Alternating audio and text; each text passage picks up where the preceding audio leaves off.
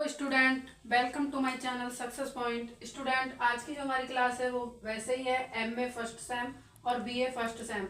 MA की second unit है और बीए फर्स्ट सेम की 7th यूनिट है, जिसका हमारा टॉपिक है राज्यों का उच्च न्यायालय, राज्यों में कार्यपालिका, विधायिका, राज्यपाल, मुख्यमंत्री, राज्य विधानमंडल, जिसमें आज हम राज्यों के उच्च न्यायालय को स्पष्ट करेंगे। स्टूडेंट, साधारणतः जो संघ राज्य होते हैं उनमें न्यायपालिका का दोहरा ढांचा होता है, ठीक है। लेकिन भारत संघ होते हुए भी इसमें इकहरी नागरिकता नागरिकों को प्रदान की गई है। इसमें जो न्यायालय है, न्यायपालिका है, इसमें इकहरे ढांचे के अंतर्गत उच्चतम स्तर पर एक सर्वोच्च न्यायालय स्थित है, ठीक है। इस सर्वोच्च न्यायालय के अधीन राज्यों में एक उच्च न्यायालय की स्थापना की गई है। उच्च न्यायालयों के अधीन जिलों के छोटे से जो न्यायपालिका होती हैं, जिन्हें हम तहसील भी कहते हैं, वो स्थित होते हैं, जिसमें छोटे दीवानी फौजदारी न्यायालय स्थित होते हैं। उसमें जो फौजदारी मामले होते हैं, दीवानी मामले होते हैं, उनकी सुनवाई इसके अंतर्गत होती है। अब आता है उच्च न्यायालय। संविधान के अनुसार प्रत्येक राज्य में एक उच्च न्यायालय है, जो एक अभिलेख न्यायालय है तथा जिसे अपने अपमान का दंड देने का अधिकार सहित अभिलेख न्यायालय की समस्त शक्तियां प्राप्त होती हैं। उच्च न्यायालय राज्य का प्रमुख न्यायालय होता है। संविधान के अनुसार एक ही उच्च न्यायालय का क्षेत्र 2 या 2 से अधिक राज्यों के संघीय क्षेत्रों पर हो सकता है, यानी कि एक ही राज्य के उच्च न्यायालय को 2 राज्यों के उच्च न्यायालय का अधिकार प्राप्त हो सकता है। 1955 के राज्य पुनर्गठन अधिनियम के द्वारा कलकत्ता उच्च न्यायालय का क्षेत्राधिकार अंडमान तथा निकोबार द्वीपों तक तथा केरल उच्च न्यायालय का अधिकार क्षेत्र लक्षद्वीप, अमनदीप तथा मिनिकॉय तक विस्तृत कर दिया गया था। संविधान के 27वें संशोधन द्वारा राज्यों का पुनर्गठन किया गया और उत्तर पूर्व क्षेत्रीय परिषद की जो स्थापना की गई उसके अंतर्गत असम, नागालैंड, मणिपुर, त्रिपुरा और मेघालय, इन 5 राज्यों तथा 2 संघ राज्य क्षेत्रों अरुणाचल प्रदेश और मिजोरम के लिए एक ही उच्च न्यायालय गुवाहाटी उच्च न्यायालय की व्यवस्था की गई थी। राज्यों में उच्च न्यायालय की स्थापना या उससे संबंधित व्यवस्था में परिवर्तन का जो अधिकार है वो केवल संसद को प्राप्त है। अब बात आती है उच्च न्यायालयों का संगठन, न्यायाधीशों की नियुक्ति। सबसे पहले जो आता है इसमें उच्च न्यायालय का संगठन, ठीक है, उसमें आता है न्यायाधीशों की नियुक्ति। प्रत्येक उच्च न्यायालय एक न्यायाधीश और कुल अन्य न्यायाधीश होंगे। उसमें एक मुख्य न्यायाधीश होगा और अन्य न्यायाधीश होंगे। इसकी संख्या कितनी होगी इसका निर्धारण समय समय पर जारी किए गए आदेशों के अनुसार होता है। इनकी संख्या का निर्धारण समय समय पर कितना निर्धारित किया जाएगा, ये उस समय के आदेश पर निर्भर करता है। न्यायाधीशों की संख्या राज्य के क्षेत्रफल, जनसंख्या, कार्य की क्षमता, उन सबकी मात्रा को ध्यान में रखकर निर्धारित की जाती है, ठीक है। जनसंख्या अगर बढ़ गई है हमारे राज्य की, उसके अनुसार, ठीक है, उसको, और कार्य कितना बढ़ गया है उसको देख करके उनकी संख्या को निर्धारित किया जाता है। और न्यायाधीशों की जो नियुक्ति होती है वो राष्ट्रपति के द्वारा की जाती है। उच्च न्यायालय के मुख्य न्यायाधीश की नियुक्ति करते समय राष्ट्रपति उच्चतम न्यायालय के मुख्य न्यायाधीश तथा राज्य के राज्यपाल से भी परामर्श लेता है। उस समय राज्य के जो राज्यपाल होंगे उनसे और उसके सर्वोच्च न्यायालय के जो न्यायाधीश होंगे उनसे परामर्श लेंगे। मुख्य न्यायाधीश जो बनाए जाएंगे उच्च न्यायालय के, किसी भी न्यायाधीश की उच्चतम न्यायालय के मुख्य न्यायाधीश के परामर्श अनुसार भारत के राज्य क्षेत्र में स्थित किसी अन्य उच्च न्यायालय में कार्य करने के लिए स्थानांतरित कर दें उसको। फिर आता है न्यायाधीशों की योग्यता। उच्च न्यायालय का न्यायाधीश बनने के लिए किसी व्यक्ति को निम्नलिखित योग्यताएं होना अनिवार्य है। नंबर 1, वह भारत का नागरिक हो, वह भारत राज्य क्षेत्र में कम से कम 10 वर्ष तक किसी न्यायिक पद पर रह चुका हो, किसी उच्च न्यायालय में कम से कम 10 वर्ष तक अधिवक्ता के पद पर रह चुका हो। अब आता है न्यायाधीशों के वेतन और भत्ते। संविधान के अनुसार उच्च न्यायालय के मुख्य न्यायाधीश को 2,50,000 मासिक वेतन दिया जाएगा। ठीक है, अन्य न्यायाधीशों को 2,25,000 मासिक वेतन दिया जाएगा। ठीक है, इसके अतिरिक्त उन्हें समस्त भत्ते सुविधाएं प्रदान होगी जो भारतीय संसद समय समय पर निर्धारित करेगी। नियुक्ति के बाद केवल संकटकालीन अवस्था को छोड़कर उनके वेतन और भत्तों में कोई कटौती नहीं की जाएगी। ठीक है, इनका वेतन राज्य की संचित निधि से दिया जाएगा। ठीक है, और जो ये इनके वेतन का जो सब कुछ निर्धारित किया गया है संविधान के अनुच्छेद 221 के अनुसार निर्धारित किया गया है। अनुच्छेद 221 के अनुसार न्यायाधीशों की वेतन और भत्ते निर्धारित किए गए हैं। ये पॉइंट है, इसको आप नोट भी कर सकते हैं। अनुच्छेद 221 वेतन व भत्ते किसके? उच्चतम न्यायालय के। ठीक है स्टूडेंट, ये पॉइंट जो आते हैं वो जितनी भी प्रतियोगिता परीक्षा होती है उनमें पूछे जाते हैं। ठीक है, इनमें कोई भी परिवर्तन नहीं किया जाएगा। और 1998 में उच्च न्यायालय के न्यायाधीशों के वेतन में आवश्यक सुधार करने के बाद अब वर्तमान में जो वेतन है वो निर्धारित किए गए, समय समय पर ये बढ़ते रहते हैं। 1998 के बाद मुख्य न्यायाधीश का जो वेतन था वो 30,000 था, लेकिन अब वर्तमान में जो है 2,50,000 है। उसके बाद आता है हमारा न्यायाधीशों का कार्यकाल। ठीक है, इसके अतिरिक्त जो होता है न्यायाधीशों को सेवानिवृत्ति के बाद पेंशन की भी व्यवस्था की गई है। ठीक है, 1998 के बाद ग्रेजुएटी भी उनको दी जाती है। ये सब जो आवश्यक सुधार थे वो 1998 के बाद हुए थे। अब आता है न्यायाधीशों का कार्यकाल।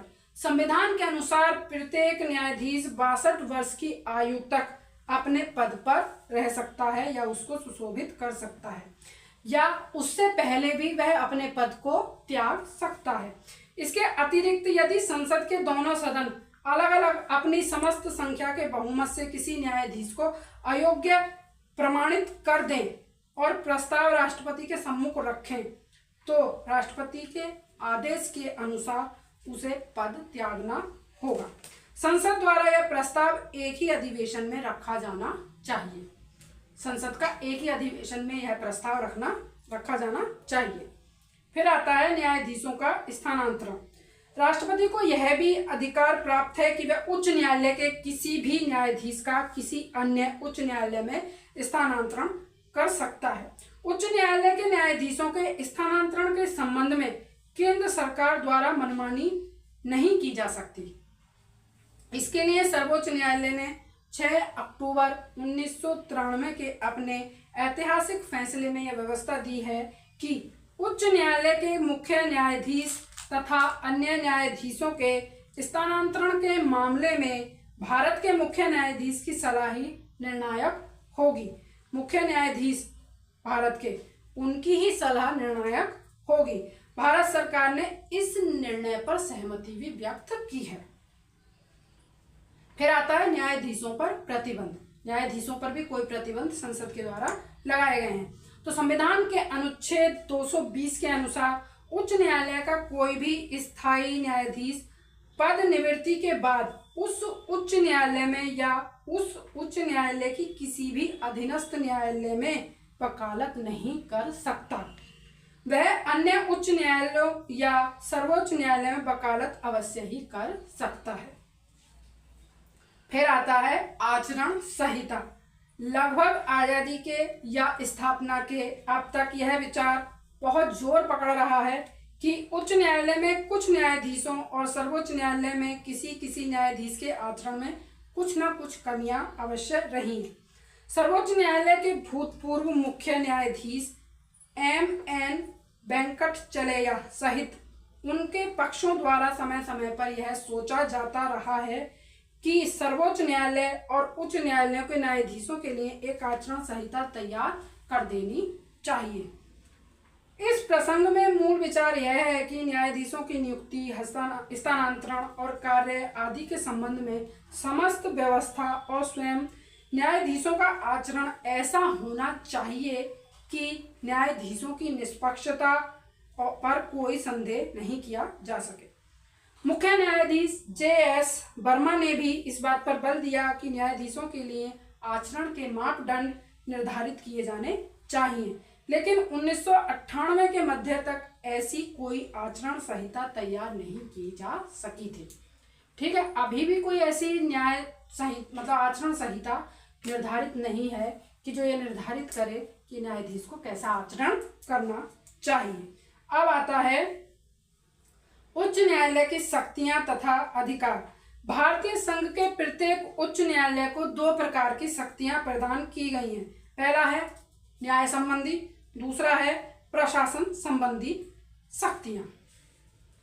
ठीक है, पहला आता है प्रारंभिक क्षेत्राधिकार या प्रारंभिक अधिकार क्षेत्र। मौलिक अधिकारों के रक्षण से संबंधित जितने भी विवाद आरंभ होते हैं पहले वो उच्चतम न्यायालय में प्रस्तुत किए जाते हैं, क्योंकि उनकी सुनवाई का अधिकार राज्य के अन्य किसी न्यायालय को प्राप्त नहीं है।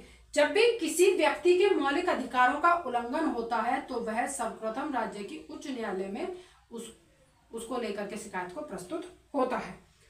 ठीक है, और न्यायालय के द्वारा ये लेख बंदी प्रत्यक्षीकरण, परमादेश, प्रतिषेध, अधिकार प्रशा, उत्प्रेक्षा, ये जितने भी हैं सब प्रारंभिक क्षेत्राधिकार के अंतर्गत उच्च न्यायालय के आते हैं। इसमें उच्च न्यायालय में वसीयत, विवाह विच्छेद, विवाह विधि, कंपनी कानून तथा उच्च न्यायालय का अपमान इत्यादि से संबंधित मुकदमों की सुनवाई करने का अधिकार है। भारतीय संघ के उच्च न्यायालयों में कलकत्ता, बंबई और मद्रास उच्च न्यायालयों को उच्च न्यायालयों की अपेक्षा अधिक अधिकार क्षेत्र दिए जाते हैं या अधिकार प्राप्त हैं। संविधान लागू होने से पूर्व इन तीन महानगरों में प्रेसिडेंसी कोर्ट स्थापित थे। इन तीनों नगरों में प्रेसिडेंसी कोर्ट का दीवानी और फौजदारी अधिकार क्षेत्र अब इन महानगरों में स्थित उच्च न्यायालयों को दिया गया था, लेकिन अब उच्च न्यायिक समिति की सिफारिशों के आधार पर दीवानी विवादों की सुनवाई का अधिकार क्षेत्र धीरे धीरे अधीनस्थ न्यायालयों को हस्तांतरित किया जा चुका है। छोटी जो सुनवाई होते हैं, छोटे छोटे जो मामले होते हैं, ये जो हस्तांतरित किए गए हैं वो किसको किए गए हैं? क्षेत्रों को। तो इनकी सुनवाई कहाँ होती है? जो आपके क्षेत्र का छोटा न्यायालय होता है उसको।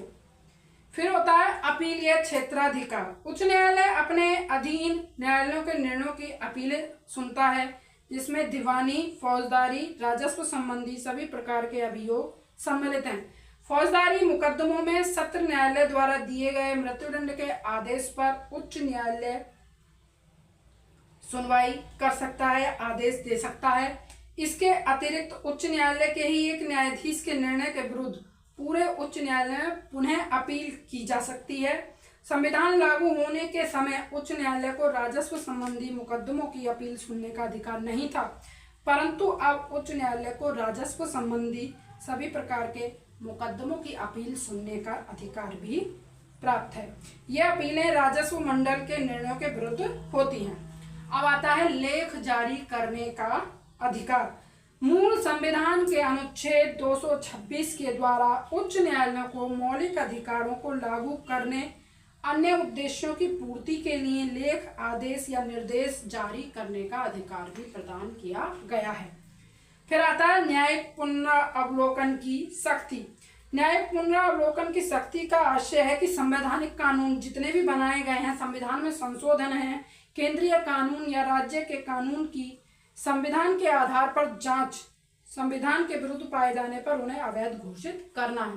यानी कि किसी भी छोटे न्यायालय के द्वारा जब कोई निर्णय दे दिया जाता है और उसमें कोई संदेह है या उच्च न्यायालय ने भी कोई फैसला दे दिया है और उसमें संदेह की गुंजाइश हो तो उस पर फिर से एक बार सुनवाई की जा सकती है। उसे कहते हैं न्यायिक पुनरावलोकन, यानी न्याय का पुनः अवलोकन करना।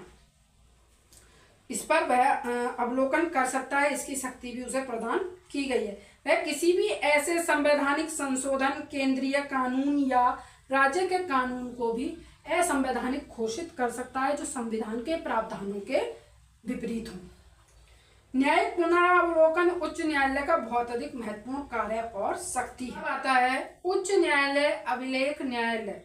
सर्वोच्च न्यायालय की भांति उच्च न्यायालय भी एक अभिलेख न्यायालय है। इसके अभिलेखों को उच्च न्यायालय में सबूत के रूप में पेश किया जाता है, या कहा जाए कि उच्च न्यायालय अभिलेख न्यायालय भी है, जिसका तात्पर्य यह है कि कार्यवाही तथा निर्णय प्रकाशित किए जाते हैं। ठीक है, और साक्षी के रूप में अधीनस्थ न्यायालयों के लिए मान्य होते हैं। इसके अतिरिक्त इसे अपने अपमान के लिए दंड देने का अधिकार भी प्राप्त होता है।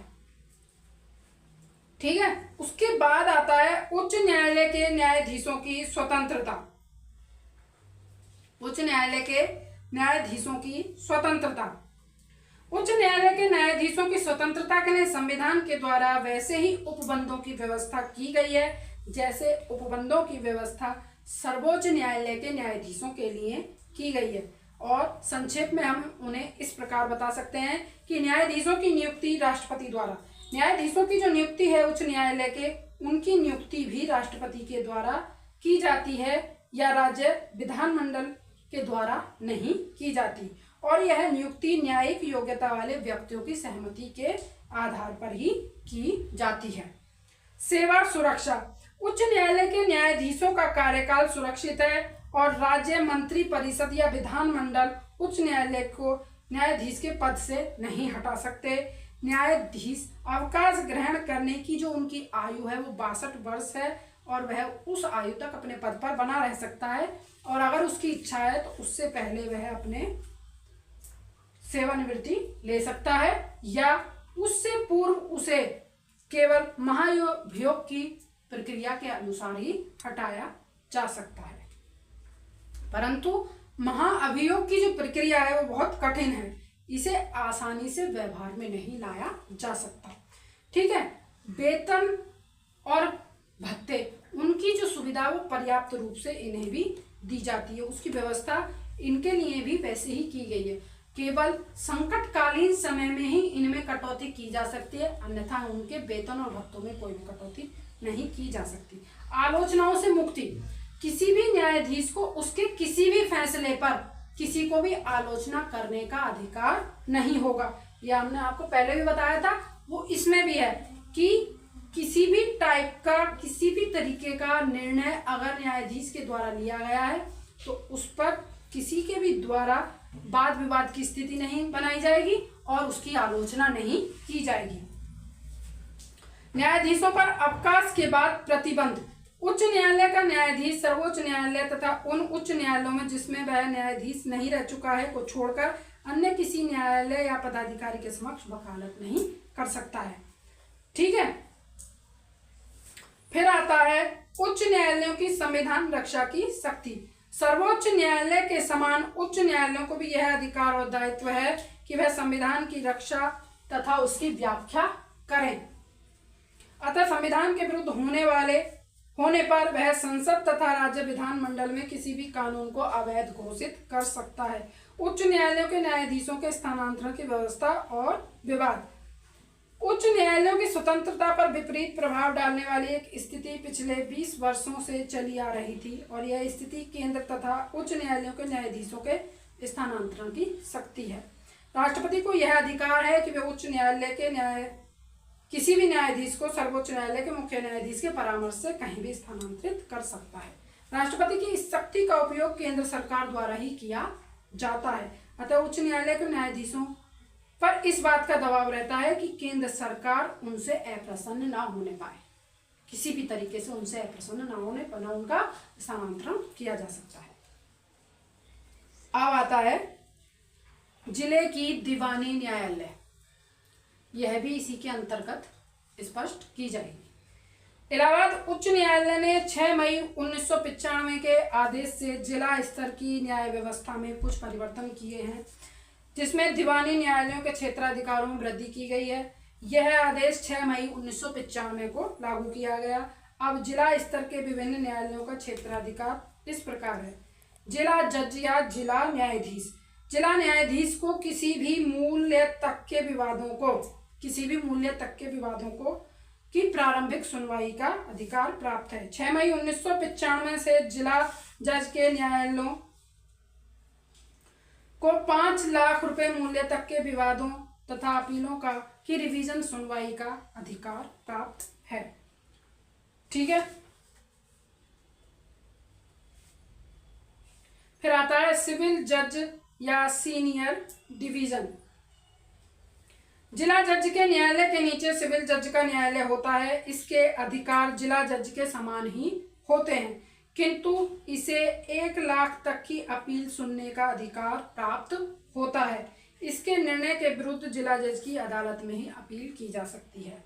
फिर आता है सिविल जज जूनियर डिवीजन। इस न्यायालय को पहले मुंसिफ न्यायालय भी कहा जाता था। क्या कहा जाता था? मुंसिफ।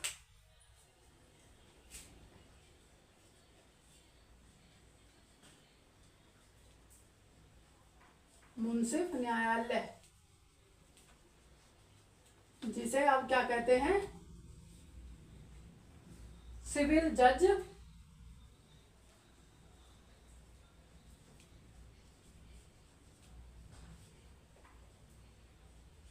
Junior division.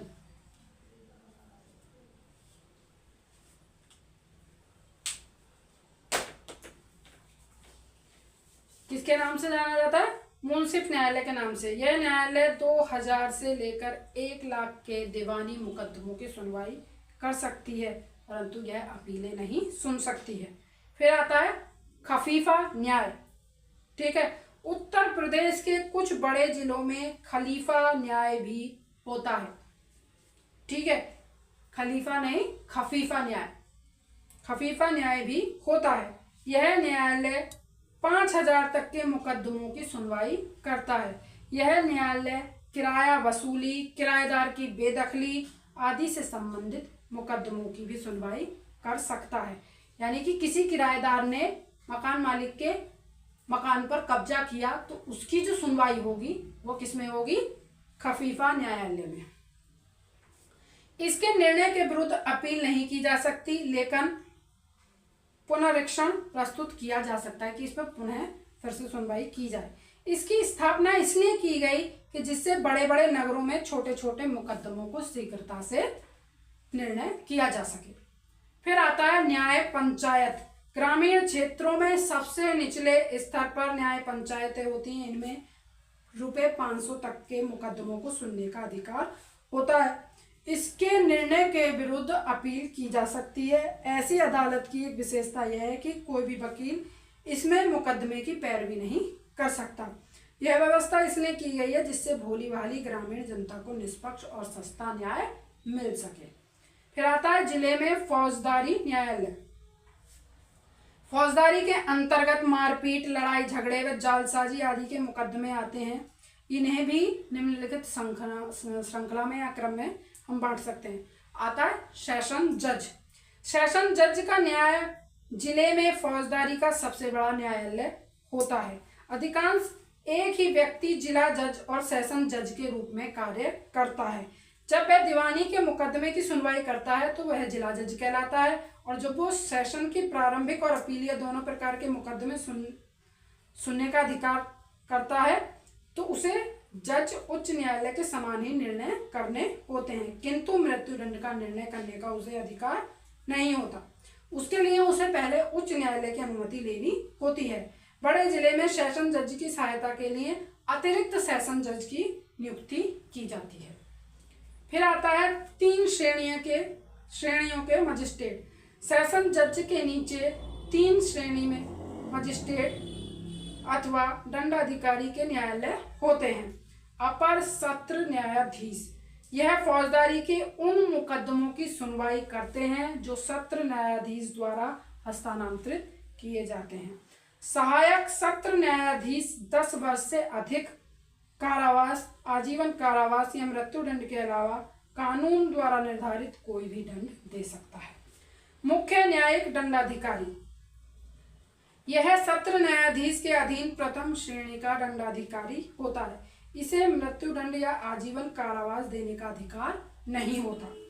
मजिस्ट्रेट प्रथम श्रेणी, यह मुख्य दंडाधिकारी के अधीन प्रथम श्रेणी का मजिस्ट्रेट होता है। नंबर 3 आता है न्याय पंचायत। ग्रामीण क्षेत्रों में न्याय पंचायतें फौजदारी के मुकदमों को सुनती हैं। यह कैद की सजा तो नहीं दे सकती, किंतु 500 रुपये तक का जुर्माना कर सकती हैं और इनके निर्णय के विरुद्ध अपील भी नहीं की जा सकती। अब आता है जिले के फौजदारी न्यायालयों के क्षेत्राधिकार। न्यायालय कौन कौन से हैं? सत्र न्यायालय या सेशन जज। इसमें क्षेत्र अधिकार जो हैं, मतलब अधिकार क्षेत्र जो हैं, आजीवन कारावास, मृत्युदंड, कानून द्वारा निर्धारित कोई भी दंड देने का अधिकार। फिर आता है मुख्य न्यायिक अधिकारी, 7 वर्ष तक का कारावास, 5000 तक का जुर्माना अथवा दंड देने का अधिकार। प्रथम श्रेणी का दंडाधिकारी 3 वर्ष का कारावास तथा 5000 तक का जुर्माना अथवा दोनों देने का अधिकार। न्याय पंचायत 500 तक का जुर्माना, कारावास, दंड देने का अधिकार। राजस्व या माल न्यायालय जो बाद में आता है, राजस्व नंबर 2 पे, राजस्व या माल न्यायालय राजस्व संबंधी मामलों की सुनवाई के लिए उच्च न्यायालय के नीचे राजस्व परिषद होती हैं। इसके नीचे क्रमशः आयुक्त, जिलाधिकारी, अपर जिलाधिकारी, उप जिलाधिकारी, तहसीलदार, नायब तहसीलदार के माल न्यायालय होते हैं। ये सब न्यायालय लगान, मालगुजारी, सिंचाई तथा बंदोबस्त के मुकदमों की सुनवाई करते हैं, अपने अपने क्षेत्र में शांति व्यवस्था को बनाए रखते हैं। फिर आता है राजस्व परिषद। प्रत्येक राज्य में मालगुजारी संबंधित मुकदमों के निस्तारण के लिए उच्च न्यायालय के बाद एक राजस्व परिषद होती है। मालगुजारी से संबंधित मुकदमों की यह राज्य स्तरीय सबसे बड़ी अदालत है। इसके निर्णय के विरुद्ध अपील राजस्व परिषद द्वारा ही सुनी जाती है। फिर आता है आयुक्त। प्रशासन की सुविधा के लिए राज्य की कोई कमिश्नरी में विभक्त, राज्य को कई कमिश्नरों में विभक्त कर दिया जाता है और प्रत्येक कमिश्नरी का प्रधान अधिकारी कमिश्नर या आयुक्त कहलाता है। आयुक्त मालगुजारी संबंधी मामलों में जिलाधीश के फैसलों के विरुद्ध अपील सुनता है। आयुक्त के फैसले के विरुद्ध अपील राजस्व परिषद द्वारा सुनी जाती है। नंबर 3 आता है जिलाधिकारी। वह जिले का सबसे बड़ा अधिकारी होता है जो उप जिलाधिकारी यानी कि एसडीएम तथा तहसीलदार के निर्णयों के विरुद्ध अपील सुनता है। इसके नीचे अपर जिलाधिकारी एडीएम होता है। फिर आता है नंबर 4 उप जिलाधिकारी यानी कि एसडीएम। प्रत्येक जिला कई सब डिवीजनों में विभक्त होता है। प्रत्येक सब डिवीजन में एक उप जिलाधिकारी की नियुक्ति होती है जो अपने क्षेत्र में राजस्व के साथ साथ कानून और व्यवस्था संबंधी कार्यों को देखता है। फिर आता है नंबर 5 तहसीलदार या नायब तहसीलदार। प्रत्येक तहसील में एक तहसीलदार होता है जो अपने क्षेत्र में राजस्व की वसूली की व्यवस्था करता है तथा इससे संबंधित विवादों की सुनवाई भी करता है। और तहसीलदार की सहायता के लिए नायब तहसीलदार की नियुक्ति की जाती है। यह तहसीलदारों के कार्यों में उनकी सहायता प्रदान करता है, सहयोग करता है। राजस्व संबंधी मामलों की जो अपीलें होती हैं वो जिलाधिकारी ही सुनता है। जिलाधिकारी के निर्णय के विरुद्ध आयुक्त कमीशन के यहाँ तथा आयुक्त के निर्णय के विरुद्ध राजस्व परिषद में अपील की जाती है। राजस्व परिषद के निर्णय के विरुद्ध उच्च न्यायालय में अपील की जा सकती है। तो स्टूडेंट, ये जो हमने आपको बताया वो क्या बताया? उच्च न्यायालय बताया और उसके साथ साथ जिले के न्यायालय को भी स्पष्ट किया। स्टूडेंट, यदि इसमें आपको कोई भी डाउट रहा हो तो उसे आप मुझे कमेंट के द्वारा बता सकते हैं ताकि हम आपके उन डाउट को क्लियर कर सकें। तब तक के लिए student bye. Success point the way of success.